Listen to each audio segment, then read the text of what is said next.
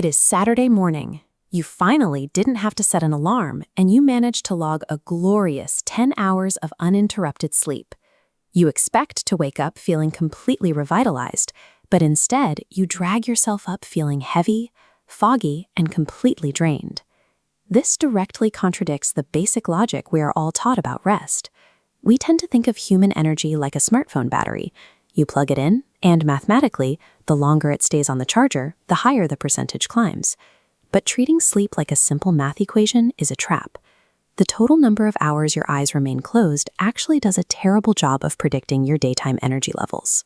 To understand why a massive dose of sleep leaves you feeling exhausted, we have to look past the clock on your nightstand.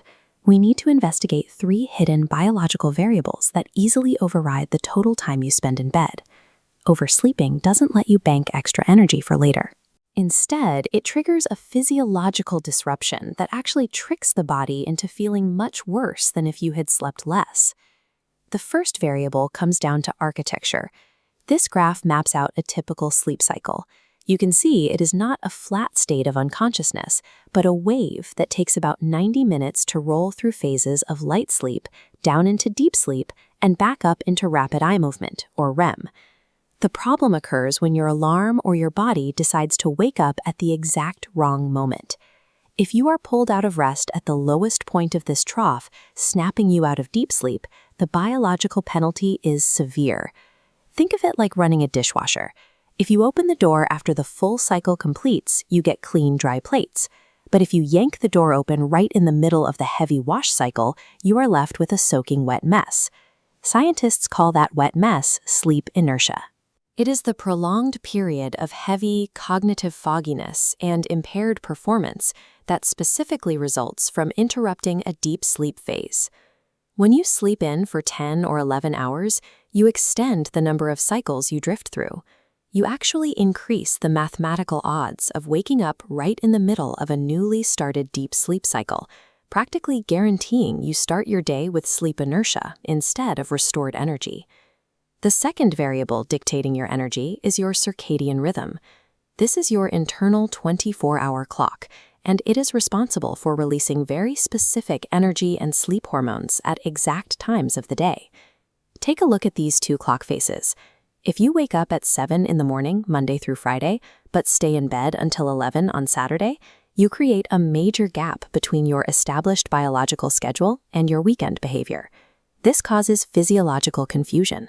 By 7 in the morning on Saturday, your internal clock floods your bloodstream with wake-up hormones to get you moving. But physically, your body remains sedentary in the dark for 4 more hours. This behavioral mismatch triggers social jet lag. You experience the exact same biological lethargy and hormonal confusion as crossing multiple time zones, all without ever stepping onto an airplane. The final variable is the illusion of duration. Sometimes 10 hours spent lying in bed completely masks the reality that you only got a few hours of actual restorative sleep. Sleep apnea is a primary culprit.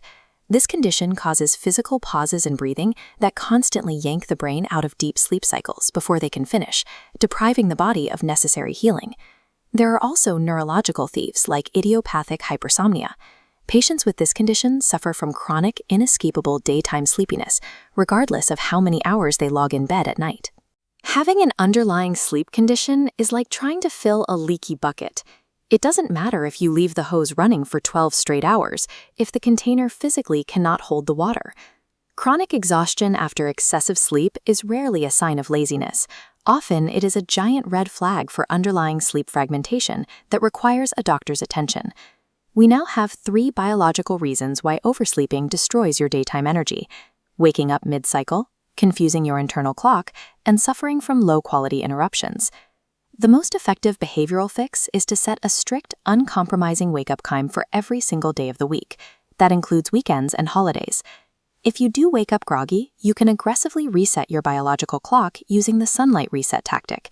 Let 10 to 15 minutes of direct morning sunlight hit your eyes immediately upon waking to signal your brain that the day has started.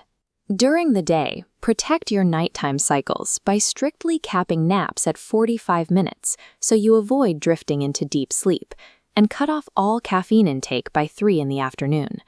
Practicing these behavioral consistencies protects the integrity of your sleep architecture.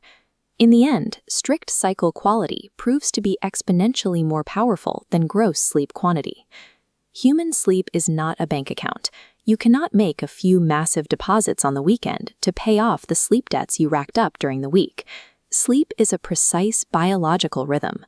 By identifying your natural rhythm and fiercely protecting it from overindulgence, you can ensure you never have to wake up feeling tired again.